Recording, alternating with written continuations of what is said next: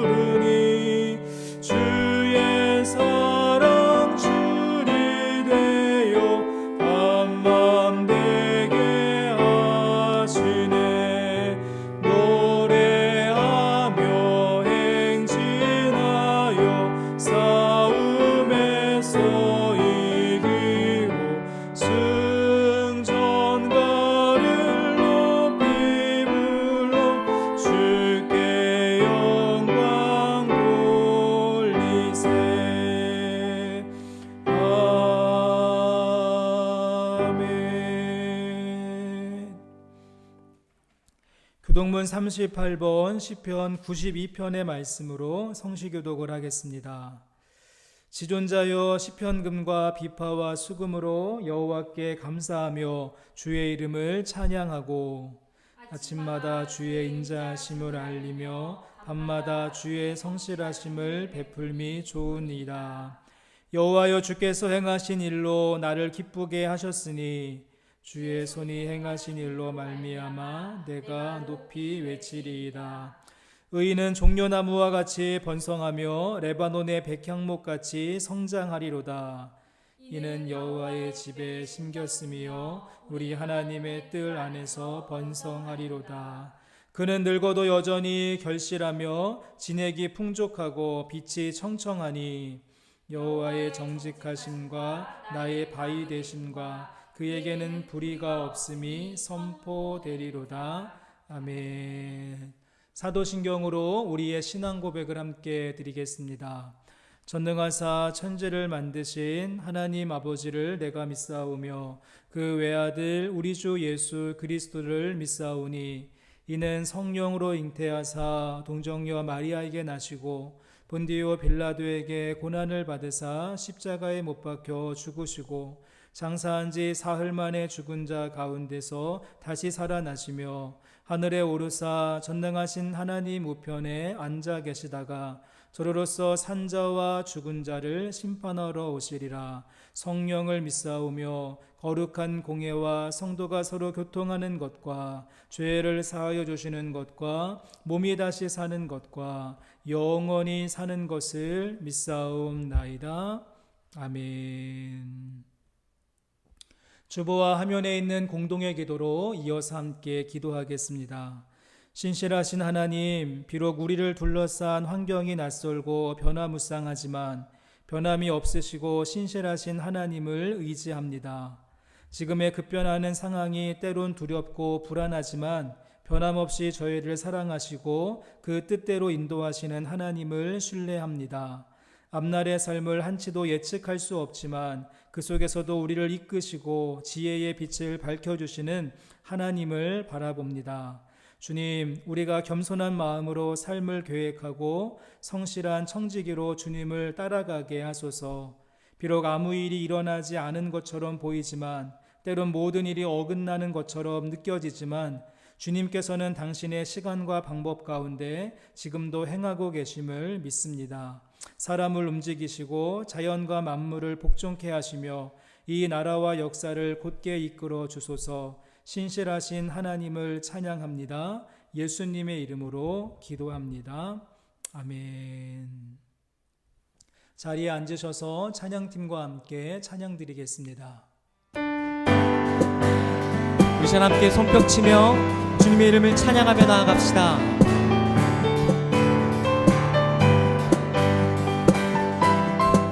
우리 함께 고백합시다. 성도여 다 함께, 성도여 다 함께 할렐루야 아멘. 주 찬양하며 할렐루야 할렐루야 아멘. 주 보좌 앞에서 택하신 은혜를 다 찬송하여라. 할렐루야 아멘. 함께 고백합시다. 만문을 열어라. 만문을 열어 할렐루야 할렐루야 아멘. 온 하늘 울려라. 할렐루야 아멘. 인도자 되시며 친구가 되신 주, 그 사랑 끝없다. 할렐루야. 주 찬양 주 찬양 할렐루야 할렐루야 아멘. 찬양은 끝없다. 할렐루야 아멘. 거룩한 집에서 주 은총 드리며 늘 찬송 부르자. 할렐루야. 거룩한 집에서 거룩한 집에 주 은총 드리며 늘 찬송 부르자. 늘 찬송 부르자. 할렐루야 할렐루야 할렐루야 할렐루야 할렐루야 아멘. 우리를 구원하시고 인도하시는 그 신실하신 하나님을 찬양하며 나아갑시다.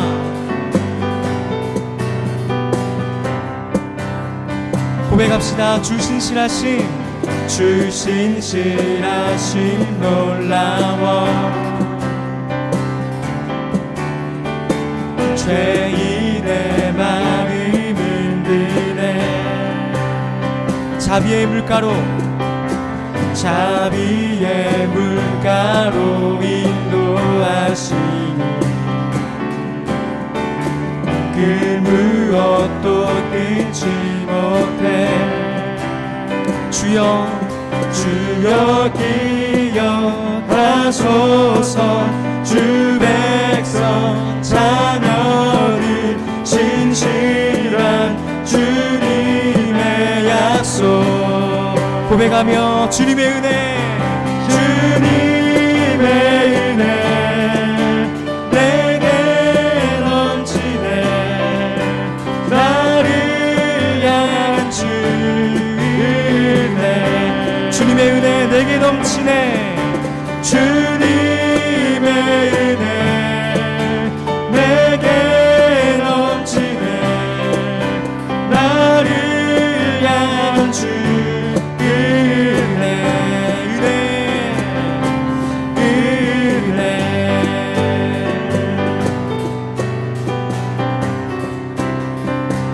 고백합시다. 공의와 사랑, 공의와 사랑 놀라워. 약한 자 들어쓰시는 주님, 약한 자 들어쓰시네. 아멘. 구원의 노래로, 구원의 노래로 인도하시니 만 백성 함께 찬양해. 주여 기억하소서, 주여 기억하소서. 주 백성 찬양 신실한 주님의 약속. 주님의 은혜 내게 넘치네. 나를 향한 주의 은혜, 주님의 은혜 내게 넘치네. 주님의 은혜 내게 넘치네. 나를 향한 주의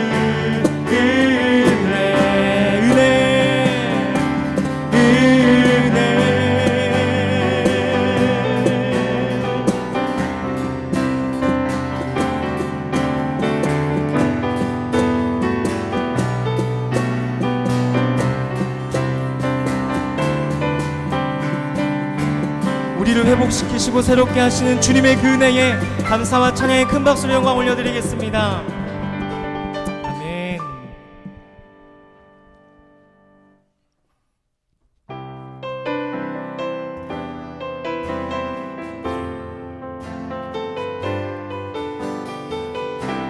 이 시간 우리의 마음을 모아 우리 주님을 향한 사랑을 고백하며 나아갑시다. 사랑하는 나의 아버지, 이름 높여드리이다.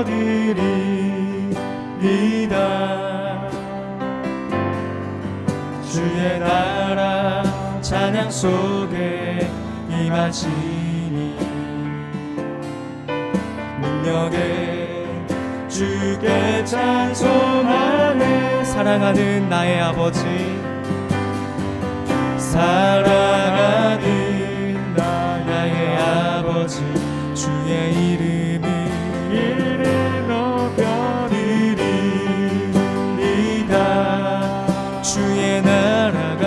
주의 나라 찬양 속에 임하시니 능력의 주님께 주께 찬송하네. 전능하신 하나님 찬양 언제나 동일하신 주. 전능하신 하나님 찬양 영원히 다스리네. 고백합시다. 사랑하는 나의 아버지, 사랑하는 나의 아버지, 주님의 이름 높여드립니다. 이름 높여드립니다. 주의 나라 찬양 속에 임하시니 능력의 주님께 찬송하네. 아멘. 전능하신 하나님 찬양 언제나 동일하신 주. 전능하신 하나님 찬양 영원히 고백하며 전능하신 하나님 찬양. 주님은 언제나 동일하신 주. 전능하신 하나님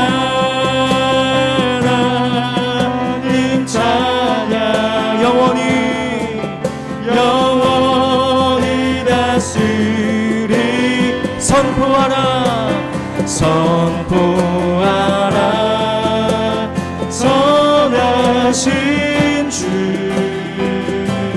주의 인자는 영원함이라 선포하라. 선하신 주의 인자는 영원한 선포하라. 선포하라. 선하신 주의 인자는 영원함이라 선포하라. 선하신 주 아멘. 주의 인자는 영원한 선포하라. 선포하라.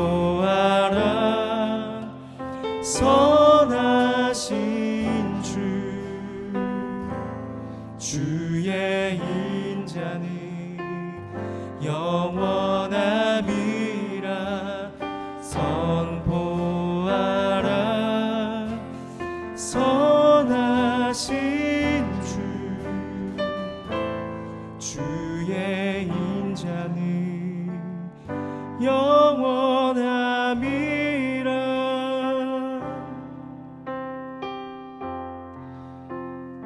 선포하라. 선하신 주님, 그의 인자는 영원함이라. 주님, 오늘 이 시간 주님의 인자하심과 그 신실하심과 죄인들을 긍휼히 여기시고 기억하시는 그 하나님 앞에 우리의 삶과 모든 상황을 드리며 나아갑니다. 하나님, 우리를 긍휼히 여겨주시고 주님의 인자한 사랑으로 이 땅을 치유하여 주시옵소서. 하나님, 오늘 또한 이 시간 우리를 회복시키시고 새롭게 하시고 우리를 온전케 하시는 주의 그 말씀, 주님의 성령을 의지하며 나아가오니 하나님, 내게 임하여 주시고 나를 새롭게 해달라고 우리 그렇게 고백하는 사람들을 오른손을 높이 들고 하나님, 내게 오소서, 나를 새롭게 하소서, 주의 인자하신 긍휼로 나를 새롭게 해달라고 함께 기도하며 나아가겠습니다. 살아계신 하나님 아버지, 주님의 인자하심과 주님의 긍휼하심을 이 시간 힘입어 주님 앞에 나아갑니다. 하나님, 우리를 새롭게 하여 주시옵소서. 상하고 찢겨진 우리의 마음을 주님 붙들어 주시고 주님 온전케 하실 주님을 기대하며 나아갑니다. 하나님, 주님의 긍휼을 구하오니 주님의 자비하심을 의지하오니 하나님의 그 사랑과 은혜로 우리를 붙들어 주시고 이 땅을 고쳐주시고 우리의 삶을 새롭게 하여 주시옵소서. 우리의 모든 깨어진 관계와 우리의 모든 상한 마음과 우리의 모든 아픈 마음을 주님 치유하여 주시고 하나님 앞에 모두 다 고백하며 내어드리게 하여 주셔서 하나님의 그 손길을 경험하는 이 시간, 예배의 시간 될 수 있도록 주님 우리와 함께 하여 주시옵소서. 오늘 함께 보시는 하나님의 말씀, 에베소서 2장 19절에서 22절까지의 말씀 함께 보도록 하겠습니다. 에베소서 2장 19절에서 22절까지의 말씀입니다. 그러므로 이제부터 너희는 외인도 아니요 나그네도 아니요 오직 성도들과 동일한 시민이요 하나님의 권속이라. 너희는 사도들과 선지자들의 터 위에 세우심을 입은 자라. 그리스도 예수께서 친히 모퉁이돌이 되셨느니라. 그의 안에서 건물마다 서로 연결하여 주 안에서 성전이 되어가고 너희도 성령 안에서 하나님이 거하실 처소가 되기 위하여 그리스도 예수 안에서 함께 지어져 가느니라. 아멘. 저희는 이번 7월 동안에 리처치, 다시 교회라고 하는 주제를 가지고 함께 말씀을 나누고 있습니다. 우리 아름다운 교회가 창립 5주년을 보내면서 새로운 출발선에 서게 되었고요. 우리가 다시 붙들고 꿈꿔야 하는 공동체의 모습은 무엇인가 함께 생각해 보고자 하는데요. 이제 오늘은 세 번째 시간으로 예수 안에서 함께 지어져 가는 교회의 모습을 상고하고 또 나누고자 합니다.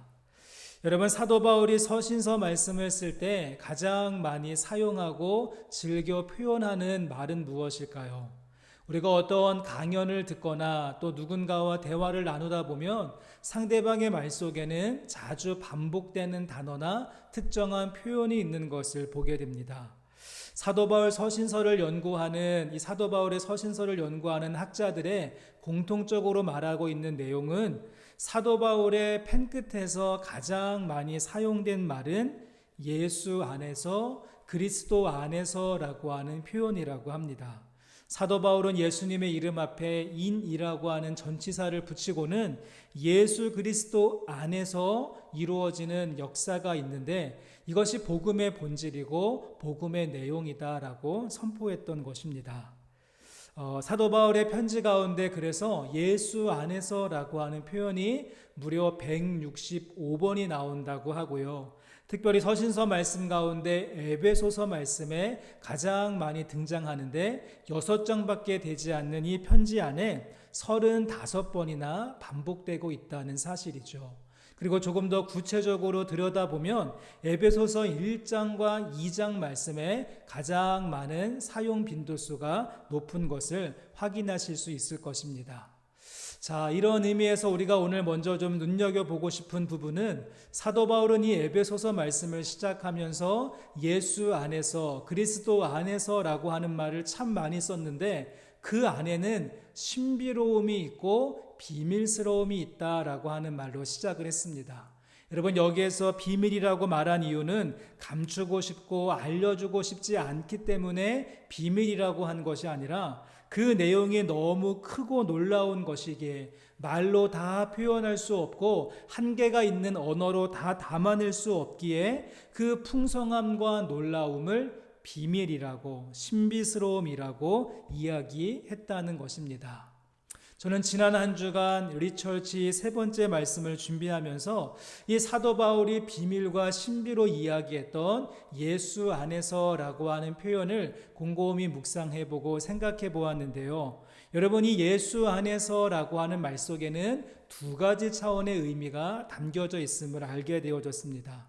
그러니까 1차적인 의미가 있고 2차적인 의미가 있다는 것이죠. 먼저 1차적인 의미는 개인적인 차원으로서 예수 안에서 경험케 되는 신비와 비밀이 있고, 여러분 2차적인 의미로서는 공동체적인 차원으로서 예수 안에서 누리는 신비와 비밀이 있다는 것입니다.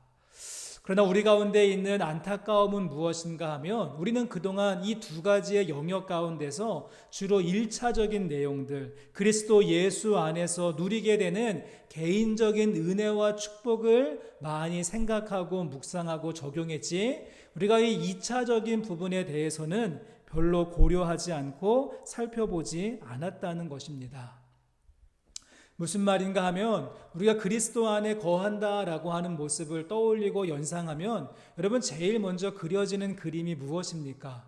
내 주변에 있는 모든 조명들은 다 꺼지고 캄캄하게 페이드 아웃되면 한 줄기의 강한 스포트라이트 같은 빛이 나를 향하여서 비추면서 음성이 들려오기를 너는 내 것이라, 나의 안에 거하라, 그리스도 안에는 결코 정죄함이 없다, 너는 그리스도 안에서 새로운 피조물이 되었다, 그리스도 안에서 참된 자유함을 얻으라 라고 하는 그런 주님의 음성이 들려오는, 주님과 연합의 모습으로서 깊은 사귐과 또 교제의 차원으로서 주님과 연결되어지는 영적인 일로 생각한다는 것입니다. 여러분, 물론 맞습니다. 우리가 예수님 안에 거한다는 것의 1차적인 의미는 개인적인 부분의 내용이죠. 주님이 내 안에, 내가 주님 안에 거하게 되어지는 내주 역사가 먼저라고 할 수가 있습니다. 하지만 주님 안에 거함이 여러분 개인적인 차원으로만 머물고 끝난다면 여러분 그것은 우리가 오늘 살펴보는 그리스도 안에서 경험케 되어지는 신비와 비밀을 반밖에 누리지 못하는 절름발이의 신앙이 되고 만다는 것이죠. 그래서 오늘 저희는 함께 조금 다른 각도에서 그동안 우리가 잘 살펴보지 않았던 예수 안에서라고 하는 말을 이제 공동체적인 차원으로 좀 오늘은 같이 생각해 보려고 합니다. 그리스도 안에서 누리는 그 개인적인 은혜와 축복을 넘어서 공동체적이고 관계적인 신비와 비밀의 영역으로 확장해 보고자 하는 것이죠. 우리가 지금까지는 주로 수직적인 관계로서 주님과 나를 연결하는 차원으로 예수 안에서라고 하는 말씀을 보았다면, 우리가 이제 한 걸음 나아가서 나와 너라고 하는 관계 속에서, 우리라고 하는 공동체 안에서 함께 섬겨가는 이 교회라고 하는 차원 속에는 어떠한 신비와 비밀의 역사가 있는가, 우리가 캄캄해져 있었던 모든 주변의 조명을 다시 밝히며 그 범위를 확대하고 그 지경을 넓혀서 또 다른 차원으로서의 예수 안에서 경험케 되어지는 그 신비로움과 비밀스러움을 우리가 오늘은 함께 살펴보고자 합니다. 우리가 함께 읽은 에베소서 2장 말씀, 본문 말씀을 중심으로 하여서 예수 안에서라고 하는 말들을 짚어보며 그 신비로움과 그 비밀스러움은 무엇인가 같이 한번 확인해 보도록 하겠습니다. 자, 가장 먼저 오늘 본문 말씀 속에서 그리스도 안에서, 예수 안에서라고 하는 표현은 여러분 13절과 14절 말씀에 나오는데, 우리 이 말씀을 같이 읽어보시겠습니다. 이제는 전에 멀리 있던 너희가 그리스도 예수 안에서 그리스도의 피로 가까워졌으니, 그는 우리의 화평이신지라 둘로 하나를 만드사 원수된 것 곧 중간에 막힌 담을 자기 육체로 하시고. 여러분, 이 말씀 가운데 그리스도 예수 안에서라고 하는 부분에 밑줄을 치고는 여러분 그 안에 또 어떤 신비와 비밀이 있다라고 말하는 것입니까? 전에는 멀리 있었던 사람들이 그리스도 안에 들어오게 되어지면 그 그리스도의 피로 가까워지게 되고 중간에 막혀 있었던 담이 허물어지는 은혜를 경험하게 된다는 것입니다. 여러분, 폐쇄된 자기 진영 안에서 친한 사람들과 똘똘 뭉쳐서 굴러가는 것이 그리스도인들의 모습이 아니라, 나와 성향이 비슷한 사람들끼리 끼리끼리 모여서 잘 먹고 잘 사는 것이 그리스도인의 삶이 아니라, 이전까지는 멀고 먼 사이였고 도저히 가까워질래야 가까워질 수 없는 사이였지만 그리스도 예수 안에서 그 피로 말미암아 가까워지고 중간에 있는 담이 허물어지게 된다는 말씀이죠. 초대교회 안에는 눈에 보이지 않는 많은 장벽과 담이 존재했습니다.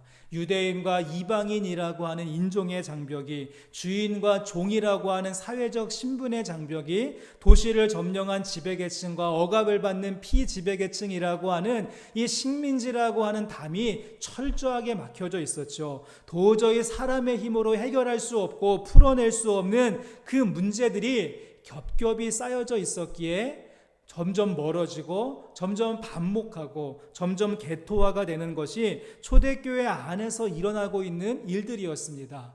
여러분, 지금 그런 교회를 향하여서 사도 바울이 제시하고 있는 그 해법은 무엇입니까? 이전에 당신들의 모습을 생각해 보라는 것이죠. 죄로 인해서 하나님과 원수된 모습이었고 단절된 모습이었으며 도저히 가까워질 수 없는 이전의 관계였는데, 우리가 그리스도 예수 안에서 예수님의 보혈의 은혜를 힘입어서 우리가 속량함을 받고 구속함을 받고 자유함을 얻고 그 신령한 복을 누린 자가 되었다라고 한다면, 그리고 나에게 1만 달란트 탕감받은 그 은혜와 감격이 있다면, 이제 또 다른 신비와 비밀의 영역인 공동체로 들어가서 100데나리온 빚진 자들과 함께 그리스도의 피로 가까워지고 중간에 막힌 담을 허물어야 한다는 것입니다. 여러분, 사도 바울은 참으로 역설적인 표현을 쓰고 있습니다. 우리는 흔히 생각하기를 새로운 성전을 세우고 새로운 교회를 세우려고 한다면 담을 쌓아야 되고 건물을 짓고 빌딩을 세우는 것을 생각하는데, 그것이 아니라 그동안 구별하고 있었던 장벽들과 담을 허물어뜨리고 무너뜨리는 것에서부터 새로운 성전, 새로운 교회는 출발한다라고 말했던 것입니다. 또한 바울은 이어서 말하기를 16절 말씀에서는 또 십자가로 이 둘을 한 몸으로 하나님과 화목하게 하려 하심이라 원수된 것을 십자가로 소멸하시고 라고 이어서 말합니다. 여러분, 유대인들이 세운 성전의 입구에는 이런 문구가 있었다고 합니다. 이방인이 만약 이 선을 넘어 들어오면 개처럼 죽임을 당할 것이다. 여러분, 유대인들이 세운 성전은 원수를 거부하는 곳이었고 원수를 소멸하는 곳이었으며 이방인들을 멸시하는 배타적인 장소와 공간이었습니다. 하지만 그리스도 예수 안에서 새롭게 세워져가는 성전의 모습은 어떠한 곳인가?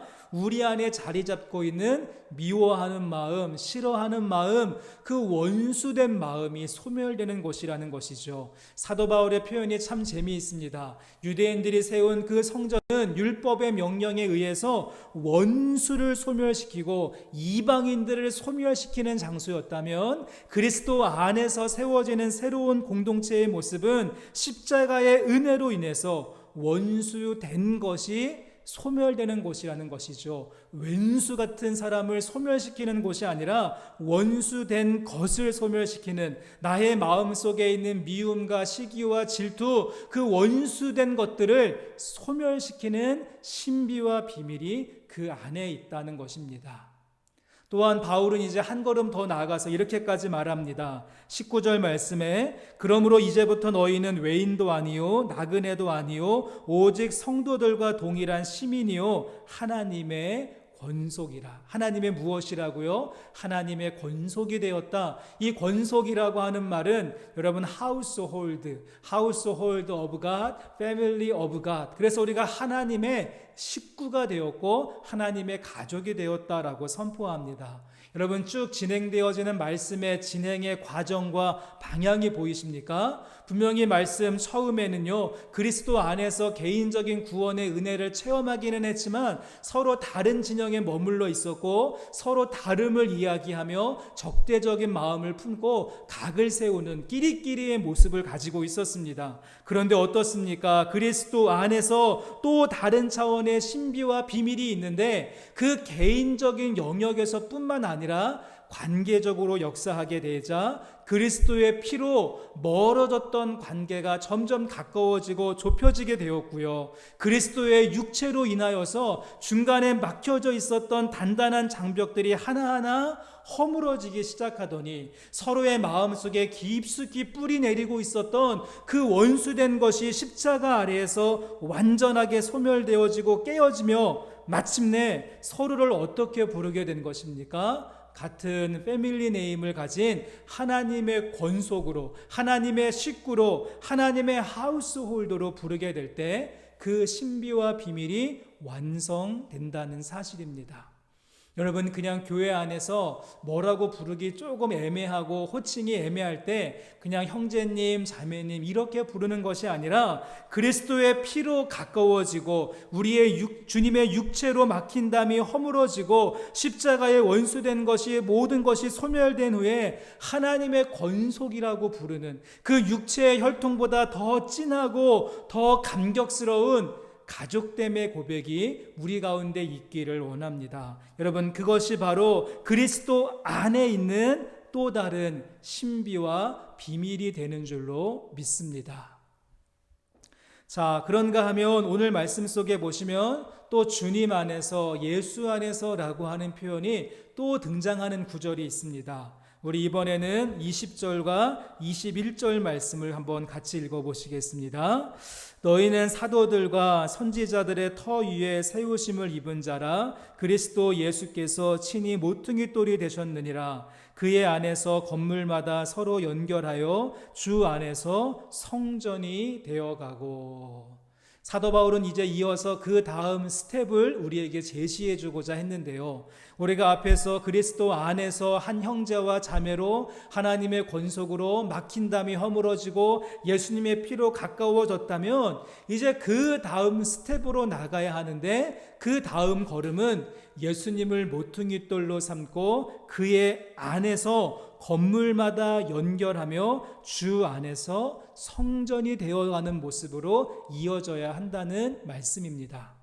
여러분, 여기에서 말하는 성전은요, 예루살렘 성전을 말하는 것이 아닙니다. 제도와 조직과 건물로서의 성전이 아니라 사람과 사람이 연결되고 식구와 식구가 연합하며 상생하는 공간, 그곳을 지금 성전과 교회라고 부르고 있다는 것입니다.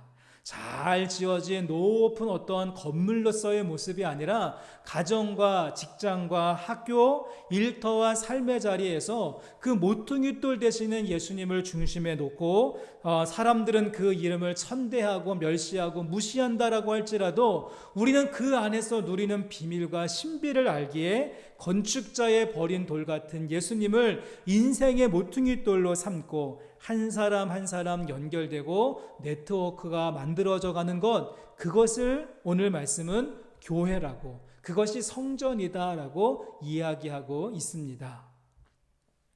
저는 이 부분의 말씀을 묵상하면서 좀 이런 생각이 들었습니다.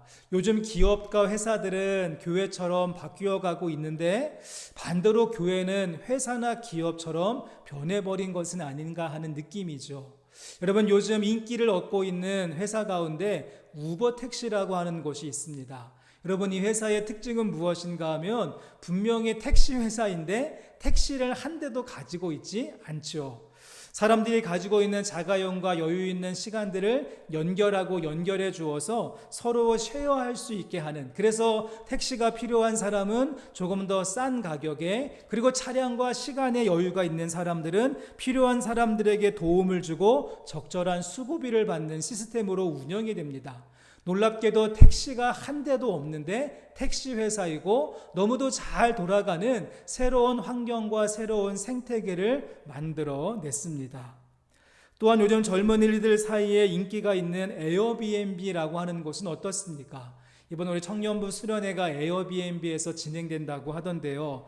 여러분, 이 회사 역시 호텔을 하나도 가지고 있지 않고 직원들도 없습니다. 힐튼 호텔처럼 엄청나게 큰 호텔을 짓고 또 수많은 호텔리어들을 거느리고 있지 않지만 파리의 옥탑방부터 시작해서 저 아프리카의 방갈로까지 내가 가지고 있는 방 하나 나누고 쉐어하면서 서로 공유하고 연결되어지는 모습, 그래서 그 대가를 나눌 수 있는 새로운 개념의 플랫폼이 만들어졌다는 것입니다. 저는 이러한 회사들의 출현과 새로운 플랫폼을 가진 기업들의 모습을 보면서 요즘 기업과 회사들은 점점 신앙적인 모습으로 바뀌어져 가는데 우리 교회는 오히려 더 비즈니스 같은 모습으로 바뀌고 변질되는 것은 아닌가 하는 생각이 들었습니다.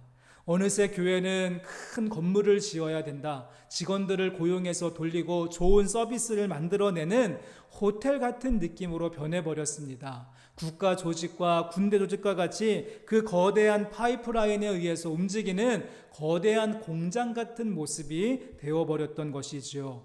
우리는 세계에서 손꼽히는 건물을 지어야 된다, 대형 버스 돌리면서 사람들을 모으고 전문가들을 고용하여서 질 높은 서비스를 만들어내고, 또한 성도님들은 그러한 서비스를 즐기는 일에 익숙해져 있기에 그렇게 돌아가는 기업 같은 교회를 선호하는 모습이 되어버리고 말았습니다. 목회자 역시 더 이상 성직자의 이미지가 아니라 이제는 사역자로서 페이드 스텝으로서 불리면서 일 잘하는 사람을 뽑아야 되고 일 잘하는 사역자만 살아남는 지극히 3차 산업 같은 모습으로 서비스 산업의 일종으로 운영되는 모습은 아닐까요? 여러분, 오늘 본문 말씀 속에서 사도 바울이 제시한 예수 안에서의 교회와 성전의 모습은 달랐습니다. 우리 집에 남는 방 하나 있으면 깨끗하게 청소하고 단장해서 선교사님들 오시면 며칠 쉬어갈 수 있는 게스트하우스로 제공하고, 타주에서 온 나그네 같은 분들이 있고 한국에서 온 배고픈 청년들이 있으면 잠시 머물다 갈 수 있도록 제공해주는 그런 손 대접하기를 힘쓰는 공간을 만들어가는 것이죠. 내가 가지고 있는 자동차 쓰지 않는 시간이 있을 때 잘 정리하고 운영하여서 서로를 향한 자원봉사로 도와줄 수 있을 때, 항암 치료를 받아야 되는 이웃이 있거나 교회에 나오기 쉽지만 몸이 불편한 장애우나 또 어르신들이 있으면 주일날 1시간 30분씩 그들을 위해서 섬겨주며 우리가 나누어 줄 수 있는 모습, 그렇게 봉사할 수 있는 모습, 연결되는 모습이 진정한 교회의 모습이 아닐까요? 틈틈이 시간이 맞는 분들끼리 모여서 반찬 만들어서 자기끼리 먹지 말고 어려운 사람들, 위로가 필요한 사람들 방문해서 말없이 섬겨주는 것, 그렇게 연결되고 연결되는 것이 주 안에서 이루어져가는 교회의 모습이라는 사실입니다. 여러분, 교회라고 하는 말이 헬라어로는 에클레시아라고 하는데요. 아마 에클레시아라고 하는 말을 많이 들어보셨을 것입니다. 교회라고 하는 말이 헬라어로 에클레시아. 여러분, 그런데 원래 이 에클레시아라고 하는 말은 교회를 말하는 고유 명사가 아니라 헬라인들이 그 당시에 많이 사용하던 일반 명사였습니다. 당시에 헬라인들은 이 어떨 때 에클레시아라고 하는 말을 썼는가 하면 어떠한 목적을 위해서 소집된 사람들의 그룹을 이야기할 때 에클레시아라고 하는 명칭을 썼다고 합니다. 그래서 재난을 복구하기 위해서 모인 자원봉사자들의 모임을 재난복구 자원봉사 에클레시아라고 불렀던 것이고, 또 국가를 지키기 위해서 입대한 병사들의 모임을 자원 입대자 에클레시아라고 불렀던 것입니다. 사도 바울은 아주 의도적으로 수많은 헬라어 단어 가운데 이 에클레시아라고 하는 말을 끄집어내어서 교회란 어떠한 곳인가, 하나님의 소명, 하나님의 동일한 목적에 따라서 부르심을 받은 그 사람들이 모이는 그 모임, 그 목적이 이끌어가는 소명의 공동체를 부르고자 했었던 것입니다. 여러분, 그런데 로마가 콘스탄틴 대제가 이제 기독교를 로마의 국교로 바꾸면서부터는 그 의미가 바뀌게 되죠.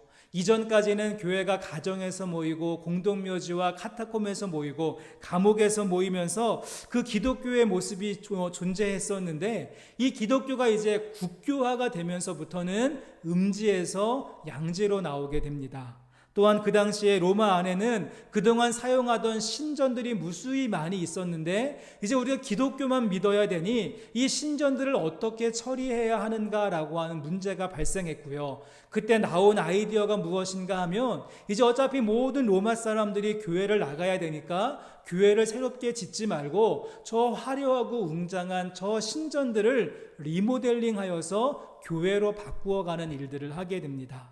처음에는 분위기가 좋았습니다. 절이 변하여서 교회가 됐네, 막 이런 느낌으로 그냥 여기저기에서 건물로서 교회가 존재하게 되었고, 그때부터는 교회를 에클레시아라고 부르지 않고 성당, 거룩한 건물이라고 해서 바실리카라고 하는 용어를 쓰기 시작한 것입니다. 그래서 이 바실리카라고 하는 말이 독일어로 키르케가 되었고 영어로는 철치가 되었던 것이죠. 그때부터 교회는 신전과 같이 화려하고 아름답고 장엄하고 웅장하게 만들어 놓는 것으로 바뀌기를 시작했습니다. 그래서 목적이 이끌어가는 공동체가 아니라 서로 연결되는 에클레시아가 아니라 건물로서 보여지는 바실리카, 키르케, 철치의 개념을 가지게 되었고, 지금도 교회하면 여러분 가장 먼저 떠오르는 이미지가 저 뾰족한 종탑 위에 세워진 십자가로 대표되어지는 그 고풍스러움을 뽐내는 건물로서의 이미지가 강하게 남게 된 것입니다. 여러분, 하지만 오늘 말씀 속에 사도 바울이 가르쳐준 주 안에서의 교회의 모습은 다르고 분명히 달랐습니다. 힘들고 어려운 사람들 찾아가서 기도해주고, 어려움 당한 사람들 반찬 만들어와서 찾아가서 위로해주고, 우리 집에 남는 방 있으면 정리해서 학대받는 아이들, 선교사님들, 청년들에게 내어주며 손 대접하기를 힘쓰고, 몸이 불편한 어르신과 장애우들이 있으면 서로 카풀로 도와주는 일, 이렇게 가슴이 말라버린 사람들의 마음속에 꽃 한 송이 심어주고 물을 주어 사람과 사람이 연결되어질 때 그 모습을 에클레시아, 주 안에서 이루어가는 교회의 모습이다라고 설명하고 있는 줄로 믿습니다. 여러분, 나중에 집에 가셔서 오늘 로마서 16장 말씀을 꼭 한번 읽어보시면 좋겠습니다. 로마서 16장 말씀은 로마서 가운데 가장 지루하고 재미없는 장이죠. 발음하기 어려운 27명의 이름만 쭉 등장하며 서로 무난한다라고 하는 말만 반복되고 있기에 은혜가 되는 구절은 별로 없습니다. 여러분, 그런데 그 이름들만 반복되는 그 로마서 마지막 16장 말씀에 보시면 어떻게 로마 교회가 나중에 그 로마 사회 전체를 그리스도의 복음으로 바꾸어 놓을 수 있는 그 저력과 비밀이 무엇인가를 저는 숨겨져 있다라고 생각이 되는데요. 사도 바울은 로마 교회에 있는 27명의 이름을 한 명 한 명 적고 언급할 때마다 그들 가운데 공통적으로 나오는 표현이 있다는 것입니다. 여러분, 그것이 무엇인가 하면 그리스도 안에서라고 하는 표현이 거의 모든 사람들의 이름 앞에 나오게 됩니다. 그리스도 예수 안에서 나의 동역자인 브리스가와 아굴라에게 문안하라. 나보다 먼저 그리스도 안에 있는 마리아에게 문안하라. 주 안에서 내 형제, 내 사랑하는 암블리아에게 문안하라. 그리스도 안에서 우리의 동역자인 우르바노에게 문안하라. 그리스도 안에서 인정함을 받은 아벨레에게 문안하라. 주 안에서 수고한 두루베나와 두루보사에게 문안하라. 주 안에서 많이 수고하고 사랑하는 버시에게 문안하라. 주 안에서 택하심을 입은 루포와 그의 어머니에게 문안하라. 어떻습니까, 여러분? 사도 바울이 말한 로마 교회의 강점은 한 사람 한 사람이 다 주님 앞에서 바르게 서는 사람들이었고, 서로 나이가 다르고 성별이 다르고 직업이 다르고 신분이 다르고 성품이 다르다고 할지라도 그 주 안에서 선 한 사람 한 사람이 서로 연결되고 동역하는 에클레시아로 세워지게 될 때 그 거대한 로마 땅을 복음으로 물들일 수 있었다는 사실입니다. 에베소 교회와 로마 교회 가운데 있었던 서로 연결하여 주 안에서 하나가 되어져 가는 그 에클레시아의 모습이 우리가 함께 섬겨가는 공동체인 아름다운 교회 안에 역사하는 에너지가 될 수 있기를 소망합니다. 자, 이제 오늘 말씀을 마치면서 우리가 결론적으로 마지막 22절 말씀을 보도록 하겠습니다. 그리스도 예수 안에서라고 하는 말이 다시 한번 반복되죠. 사도 바울은 에베소서 2장 말씀을 이렇게 마무리합니다. 22절 말씀에 너희도 성령 안에서 하나님이 거하실 처소가 되기 위하여 그리스도 예수 안에서 함께 지어져 가느니라. 여러분, 사도 바울은 그리스도 안에서 모든 장벽과 담이 무너지고 그리스도 안에서 서로 연결되어지는 모습의 결론으로서 그 모습이야말로 그리스도 예수 안에서 함께 지어져 가는 모습이다라고 이야기했죠. 여러분, 이 말씀은 잘 아시는 대로 저희 교회 현수막에도 나오는 말씀이고 주보에도 나오는 구절입니다. 그리스도 예수 안에서 함께 지어져 가는 아름다운 교회의 모습이죠. 또한 사도 바울은 그렇게 말하면서 그렇게 지어지면 무엇이 된다라고 했습니까? 성령 안에서 하나님이 거하실 처소가 된다라고 말하고 있습니다. 다른 말로 바꾸어 본다면 하나님께서 거하시는 곳, 하나님의 나라, 천국이 된다. 우리가 자주 사용하는 표현 가운데 천국 한 모퉁이가 된다는 것입니다. 여러분, 사도 바울은 하나님의 나라가 임하고 천국을 경험하고 하나님이 거하시는 처소가 된다는 것을 굉장히 신학적으로 설명한 것이 아니라 굉장히 관계적으로 설명했다는 사실입니다. 하나님 나라, 천국, 이 천국 한 모퉁이는 꼭 죽어서 가거나 엄청난 종교적으로 신비로운 체험을 한 다음에 천국을 다녀오는 것이 아니라 우리가 서로 사랑하고 우리가 서로 용서하고 원수된 것을 소멸하고 주 안에서 연결되어져서 에클레시아로 세워지게 될 때 여러분, 그곳이 천국, 바로 천국 하나님 나라가 되는 줄로 믿습니다. 대제 공동체에서 많이 부르는 찬양 가운데 사랑의 나눔 있는 곳에 하나님께서 계시도다라고 하는 그런 찬양이 있죠. 하나님께서 어디에 계신다고요? 사랑의 나눔 있는 곳에, 사랑의 나눔이 펼쳐지는 곳에 하나님이 함께 하신다. 논리적으로 신학을 공부하는 곳에, 엄청난 영성이 쌓인 곳에, 폭발적인 찬양과 기도가 드려지는 천사의 방언이 있는 곳에 하나님 나라가 임하는 것이 아니라 우리가 사람들과의 얼마나 관계 속에서 공동체성을 회복하는가, 우리가 얼마나 원수된 것을 십자가 앞에서 소멸하는가, 우리가 얼마나 서로를 향하여서 형제와 자매라 식구라고 고백할 수 있는가, 우리가 얼마나 서로 연결되어져서 그리스도 안에서 함께 지어져 가는가, 여기에 달려있다는 사실을 기억하시면서 우리 함께 천국 한 모퉁이 이루어가며 예수 안에서 지어져 가는 공동체를 꿈꾸고 또 만들어갈 수 있는 믿음의 공동체 될 수 있기를 주님의 이름으로 간절히 소망합니다. 우리 말씀을 기억하시면서 함께 기도하겠습니다. 하나님, 우리 공동체의 모습이 예수 안에서 함께 지어져가는 공동체 되기를 원합니다. 서로 연결되어지는 모습 허락해 주시고 우리 안에 있는 모든 것들 십자가 앞에 소멸하고 또 형제라고 자매라고 하나님의 식구와 하우스홀더라고 부를 수 있는 그 감격스러운 호칭과 또 그 감격스러운 에클레시아의 모습을 우리 가운데 허락하여 주옵소서. 우리 이러한 기대와 소망을 가지고 함께 이 시간 기도하기를 원합니다. 하나님 감사합니다. 오늘도 말씀을 통하여서 우리가 주님 앞에 서게 하시고 우리 아름다운 교회를 향하신 하나님의 부르심과 또 그 뜻이 무엇인가, 우리가 꿈꾸고 소망하고 바라보아야 하는 교회의 공동체는 어떠한 모습이 되어야 될 것인가, 오늘 말씀을 통하여서 배우고 알게 하신 것 감사합니다. 예수 안에서 그리스도 예수 안에서 지어져가는 공동체 되기를 원합니다. 주님, 우리가 개인적으로 예수 안에서 구속의 은혜를 경험할 뿐만 아니라 그러한 사람들이 모여서 주님 안에서 지어져가는 공동체 또한 만들어가는 신비와 그 비밀스러움이 우리 가운데 있기를 원합니다. 하나님, 우리의 공동체를 통하여서 영광 받아주시되 우리가 주님의 사명으로 붙들려지는 에클레시아와 같은 교회가 되게 하시고 서로 연결되어지되 형제와 자매의 모습으로 아름답게 연결되어져서 예수 안에서 지어져가는 교회의 모습 꿈꾸고 소망하도록 우리의 공동체를 기름 부어 주옵소서.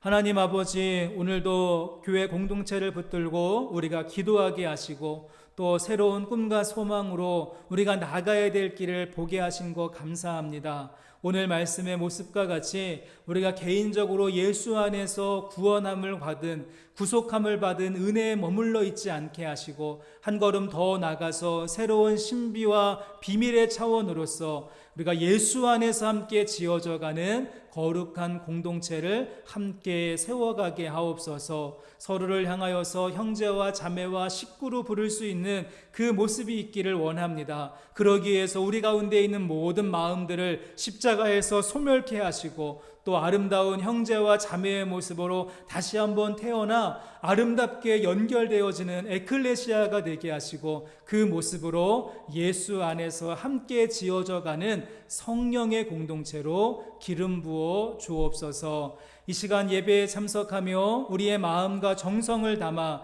주님 앞에 귀한 예물로 봉헌합니다. 우리의 중심과 마음이 담겨 있사오니 주님 흠량하여 주시고 또 그 마음들 기억해 주시며 각 가정과 또 삶의 현장과 또 일터와 그 부르신 삶의 모습 속에서 주님의 풍성하심을 누리며 살아갈 수 있는 은총을 덧입혀 주옵소서. 예물이 쓰여지게 될 때 교회를 교회되게 하는 곳에 아름답게 녹아질 수 있도록 인도해 주시고 우리가 함께 연합하여져서 흘러가는 곳에 이 예물 또한 함께 쓰여지며 우리 주변에 힘들고 어려운 이웃들, 고통받고 눈물 흘리고 있는 주변에 있는 사람들에게 한 송이 꽃을 피우며 아름답게 흘러가는 거룩한 물줄기로 성별하여 주옵소서. 모든 영광 주님께 올려드리며 거룩하신 예수님의 이름으로 기도합니다. 아멘.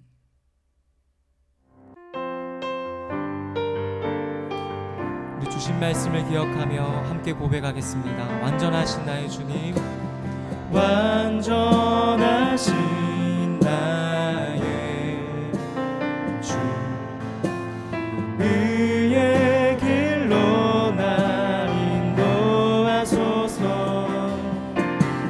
행하신 모든 이 주님의 영광 다 경배합니다.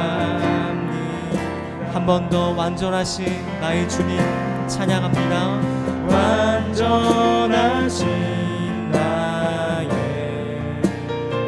의의 길로 날 인도하소서. 행하신 모든 일 주님의 영광 다 경배합니다. 다 경배합니다. 예배합니다. 찬양합니다. 주님만 날 다스리 예배합니다. 찬양합니다. 주님 홀로 높임 받으 예배합니다. 예배합니다. 예배 찬양합니다. 찬양 주님만 날 다스리소서. 예배합니다. 찬양합니다. 주님 홀로 높임 받으소서. 주님 홀로 높임 받으소서. 주님 홀로 높임 받으소서.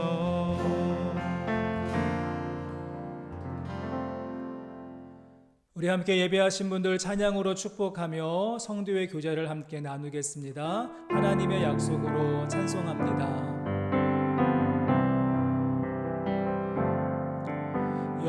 여호와는 너에게 복을 주시기를 원하며 너를 지키시기를 원하시며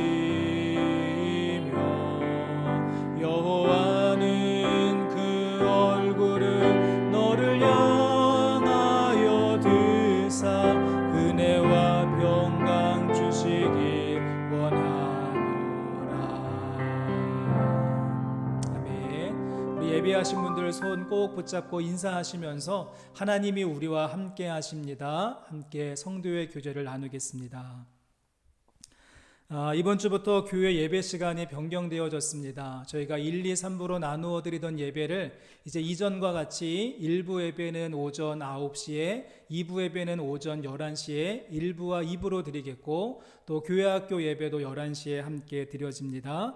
우리 다시 예배할 수 있음을 감사하는 마음으로 예배 시간을 소중하게 여기며 온 마음으로 예배하는 우리 성도님들 되시기를 바랍니다. 돌아오는 금요일 23일에는 리더십 금요회 3차 마지막 기도회가 있습니다. 교회 모든 리더십들은 꼭 참석해 주시기를 바랍니다.